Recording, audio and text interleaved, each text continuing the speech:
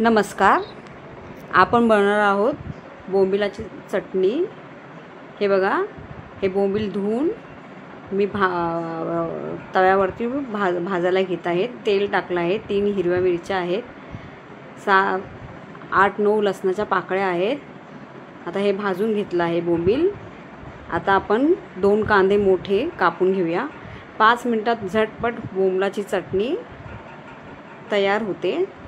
हे बघा, आता हे बोंबील आणि लसूण आणि हिरवी मिरची, थोडेसे बोंबील मी मिक्सरला वाटून घेत आहे. आता ह्यात लाल तिखट टाकलं आहे. हा आपल्या आवडीनुसार टाकायचा आहे लाल तिखट. हे बघा, आता पाव चमचा हळद टाकली आहे छोटा.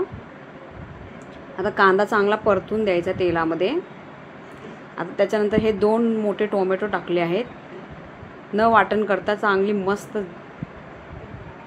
चटपटीत बोंबलाची चटणी मस्त ज्वारीच्या भाकरीबरोबर छान लागते. तुम्ही एकदा करून बघा. जर माझ्या रेसिपी आवडत असेल तुम्हाला तर प्लीज माझ्या चॅनलला सबस्क्राईब करा. हे बघा, आता ते वाटण ह्याच्यात टाकलं आहे, जे बोंबील आणि लसूण मिरची वाटलेली होती ती. हे बघा, आता हे वाटून त्यात टाकलं आहे. म्हणजे कसं थोडंसं असं त्याचा लसणाचा हे पण होतं, चुरा लसणाचा आणि बोंबीलचा.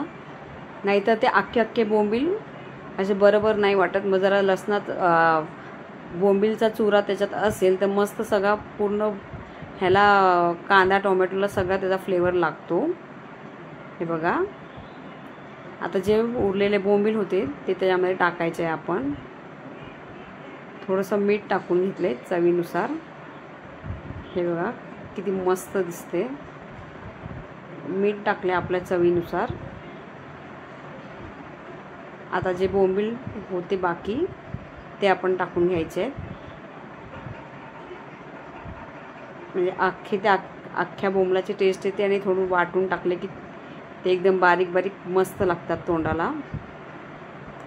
हे बघा, हे ज्वारीच्या भाकरीबरोबर चपातीबरोबर ही चटणी एकदम मस्त लागते. तुम्ही एकदा करून बघा. आता थोडीशी वरून कोथिंबीर टाकली आहे.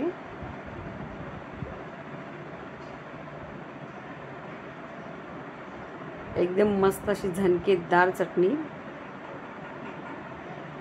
मस्त लागते. भाताबरोबर ही छान लागते. हे बघा, तुम्ही एकदा करून बघा ही चटणी.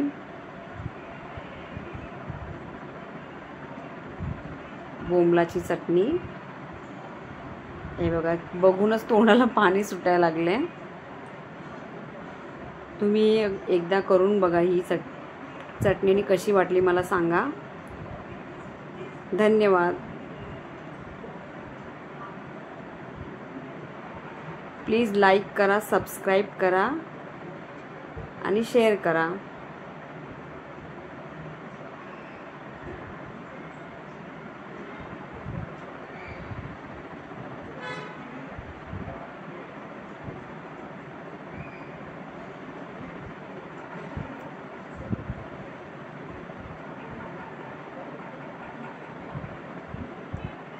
धन्यवाद.